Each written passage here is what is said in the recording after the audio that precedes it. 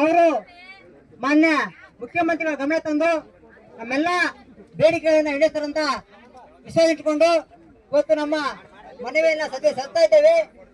ಪ್ರಮುಖವಾಗಿ ನಮ್ಮ ವಿಕಲಚೇತನರ ಮಾಸಾಸನವನ್ನ ಈಗಿರುವಂತಹ 3 ತರದ ಮಾಸಾಸನ ರದ್ದುಗೊಳಿಸಿ ಕನಿಷ್ಠ ಪಕ್ಷ 5,000 ಹೆಚ್ಚಿಸಬೇಕು.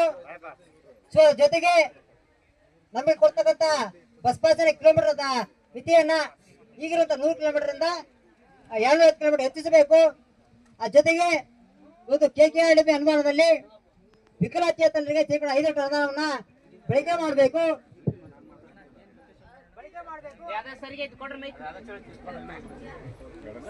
ಜೊತೆಗೆ ನಮ್ಮ ವಿಕಲಚೇತನರಿಗೆ ಈಗಾಗಲೇ ಗ್ರಾಮ ಪಂಚಾಯತಿಯಲ್ಲಿ ಮತ್ತು ಎಲ್ಲಾ ಸ್ಥಳೀಯ ಸಂಸ್ಥೆಗಳಲ್ಲಿ ಮೀಸಲಿರುವಂತಹ ಅನುದಾನ ಸಮರ್ಪಕ ಬಳಕೆ ಆಗಬೇಕು.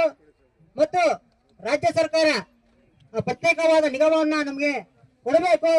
ಮತ್ತು ನಮಗೆ ರಾಜಕೀಯ ಪ್ರಾತಿನಿಧ್ಯವನ್ನು ಕೊಡಲಿಕ್ಕೆ ಈಗಾಗಲೇ ಬೇರೆ ಬೇರೆ ರಾಜ್ಯದಲ್ಲಿ ಕೊಟ್ಟಂತಹ ನಾಮನಿರ್ದೇಶನ ವ್ಯವಸ್ಥೆಯನ್ನ ನಮ್ಮ ರಾಜ್ಯದಲ್ಲಿ ಕೂಡ ಕೊಡಬೇಕು.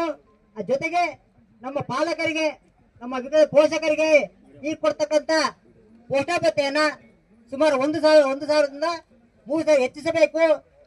ಜೊತೆಗೇನೆ